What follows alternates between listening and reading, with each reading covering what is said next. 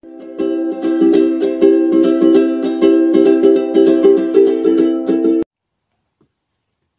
up, welcome back to the Man Cave Workshop. Okay, we're going to move on now with this Hacker RP25 amp board, and it's a type A205.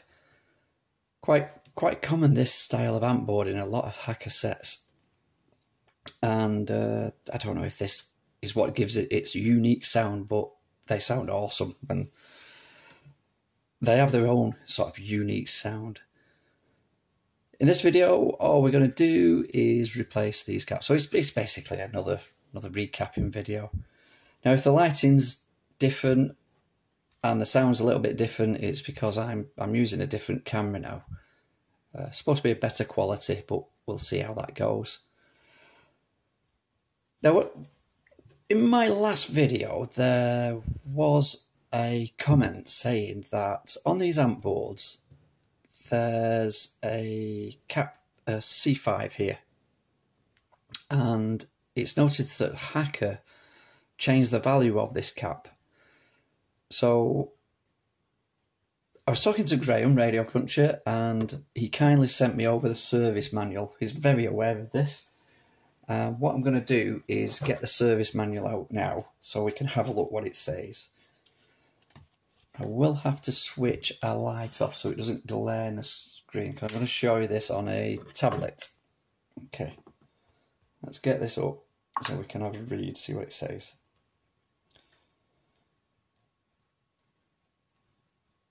Just bear with me. Okay, so here it is. I don't know if we're in the shot there. I think we are. It's a very, very comprehensive service manual. It's got all the circuit diagrams in, even the dial cord replacement, and how it's all routed through there. Okay, so I've read through the notes, and sure enough, came to a point. It's around this place. Here we go. So this says circuit changes to the RP25 models from serial number 13001. So I don't know if they mean that they need changing from that serial number onwards, or they did at their manufacturers. And it's this bit we're interested in. So this was done on the 29th of 11th, 1968, and it's for this amplifier board. And it says to reduce the charging current flowing in the circuit when C5 charges on switching on, the value of C5 has been changed from 40 MFD to 6.4 MFD. Let's get the amp board back. We'll get rid of this now, and then we can put the lighting back on. Not that it makes much difference. It does make a bit of difference when you're looking at the amp board itself. So C5 is this cap. Now on this particular amp board, this cap is a 5 microfarad cap. So it hasn't got the 40 in. But it's just worth noting that if you're doing one of these and you look at C5 here and it's a 40, they recommend that you put the lower value cap in, 6.4 I think it said.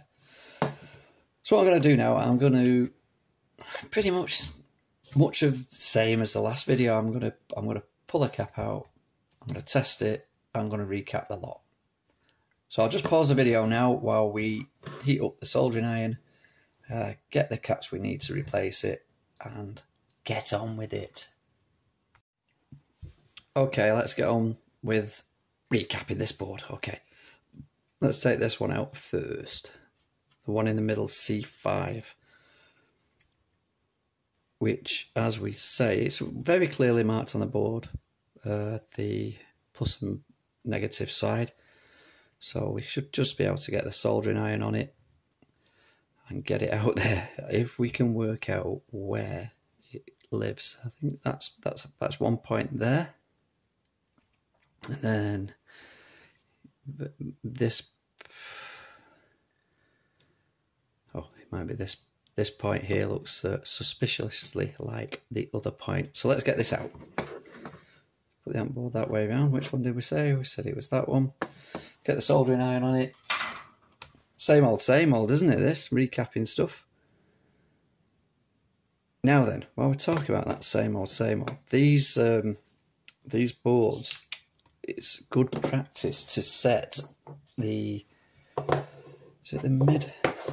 quiescent current and the midpoint voltage. Now I've read and I've watched videos how to do this. I do intend to do it on this board, but I was going to do it in this video, but I keep saying but, don't I? You need 2 meters, and at the moment I've only got 1. So until I get another meter, I'm going to struggle doing that. So that was that point, and where did we say it was? Was it that one?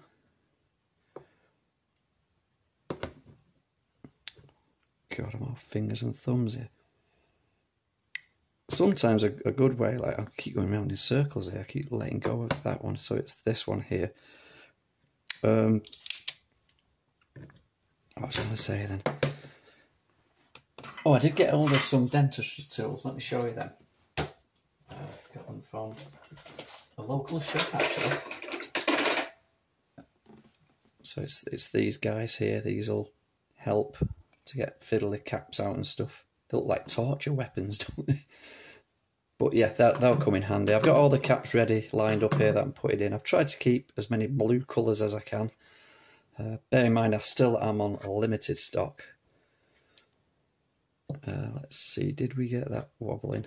Let's get the soldering iron on there and see if we can simply just pull it out without getting too barbaric on it.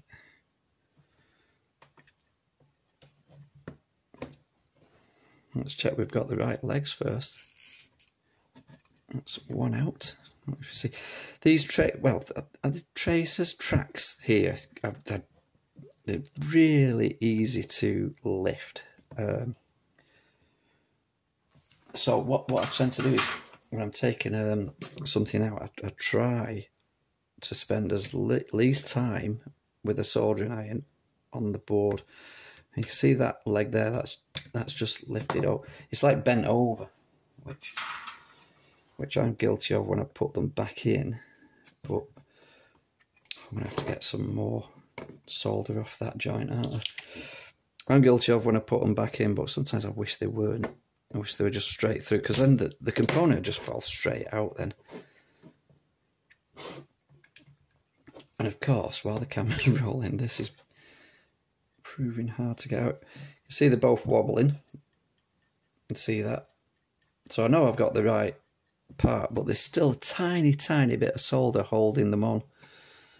And you just got to just heat it up gently until it just lets go like that. You see it's let go. And out it comes. Right, let's get the new guy in there, which is this one. Not sure what make it is. Hitano or something. And positive leg is always the longer leg. So let's see the spacing on it. And let's just try and make it nice and neat.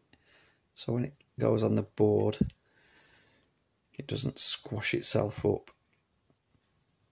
Let's pop that. Did we get that the right way? Yeah, we did. Okay, let's just pull them through gently. Yeah, I do like using, you have to use tools, but I like to do a lot of things by feel, because if it's going to cause any problems, you can usually feel it first. Okay, and there's me bending them over. And totally forgetting to make sure that you can read the value of the cap again. That's a habit I need to get back into. So when you look at the board, it's easy to... Are we in shot here? Keep going out of shot as well, don't I? I haven't put any flux on ever. Oh dear, come on, get it. Get together. Get yourself together, man.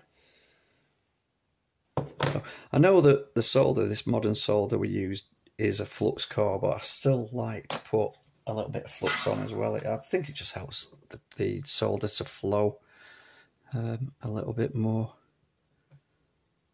That's one done. Again, I ain't gonna bore you by filming all of them. Just do this one on camera, and then the other thing I could do with an extractor fan, so you should get a really good huff of that solder. Don't think it's very good for you.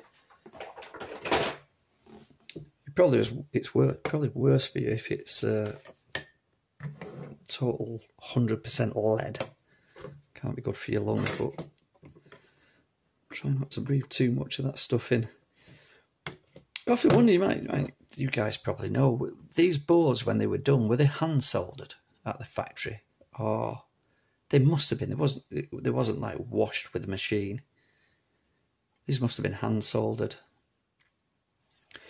Okay, so that's one done, and it's in wonky look. Let's see if we can straighten it up a bit, make it look neater.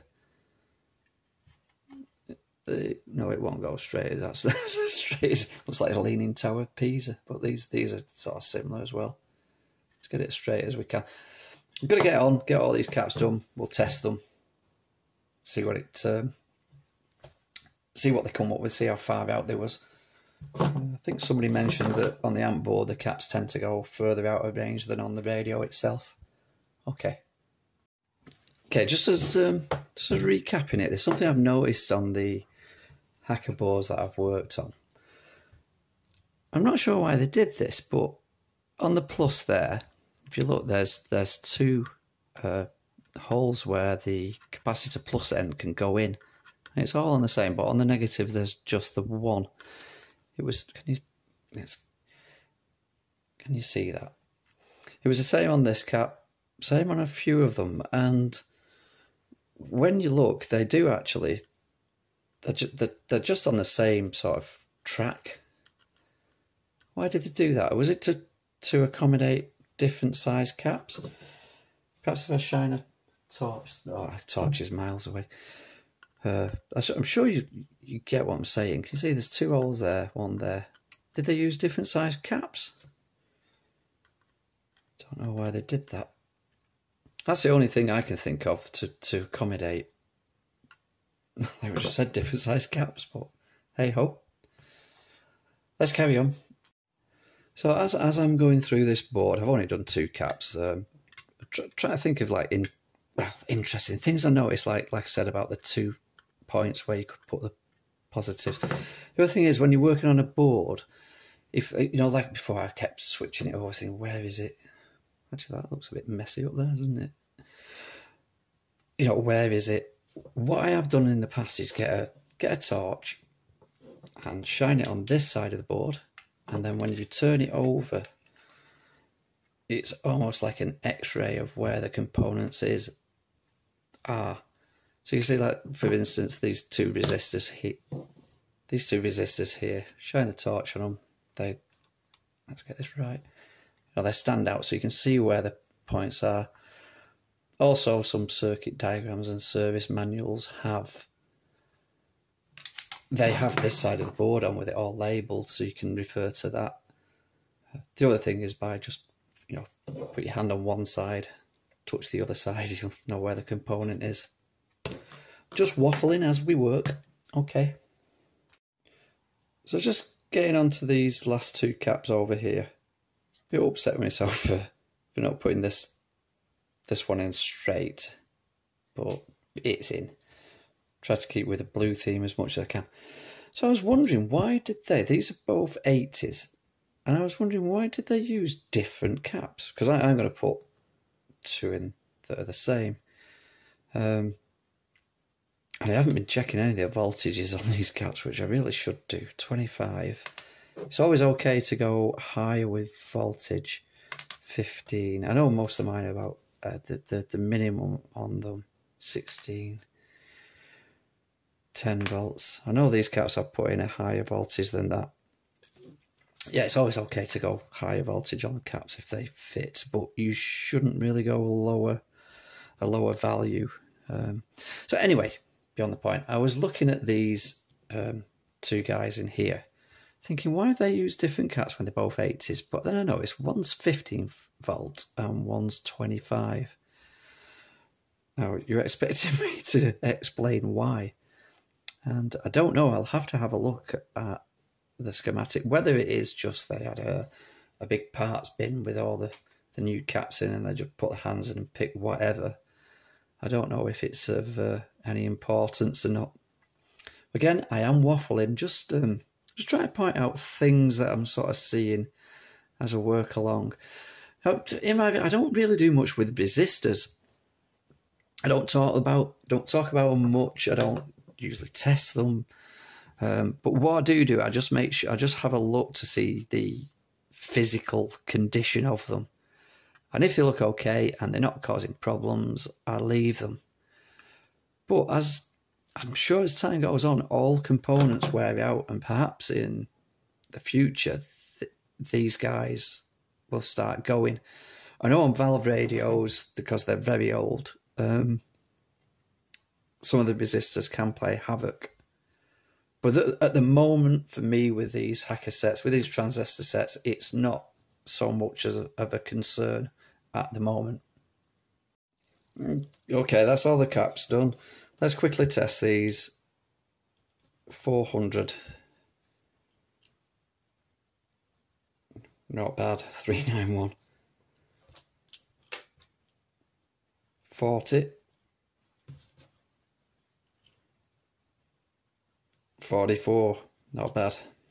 I wonder if this is a low hour set. 5. 5. 80. 89, 90. They're not bad, these, you know. What's this? 80. I struggle getting this out. The legs were bent right over. 95. Still not bad. Again, can't test the equivalent series resistance, the ESR on these, because this, oh, what was that? 125, 147. It doesn't do the ESR reading. I should imagine that. I feel better that they're done anyway. Okay, so that's that amp board done. Let's get the set back out, give it a quick test, and then we can move on to, until I get another meter, because we can't set any of the voltages on it without 2 meters. I'm led to believe, from what I've read in the service manual and on the forums on the internet. I need to clean up the back of it. There's some flux marks on that. In fact, I didn't clean up the board on the radio, so I'll do it all in one go, that, before we reassemble. Let's get the radio out. Let's give this amp board a test. Okay, so we're all connected. Let's turn the power supply on. Let's switch the radio on, and fingers crossed we've got some sound. Yes, we have. What's steam?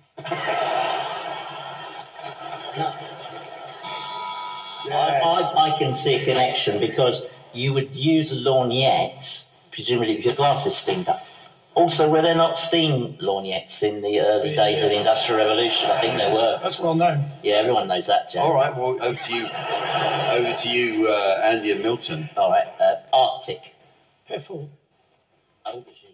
Right, so I turned that up quite a bit. Let's turn it up a lot, see if we get any distortion. Well, I'm sure that we've all enjoyed an aubergine blancmange. I mean, Heston Blumenthal made them famous, didn't he? You know? But the word was piffle. No, Aubergine blancmange. Now, that's with 16 volts from the DC power supply, because that's all it goes up to. That sounds crystal clear to me. Whether it's psychological, I don't know. It sounds better than before. I'm not sure. It did sound very good before, but to my ears, it sounds wonderful.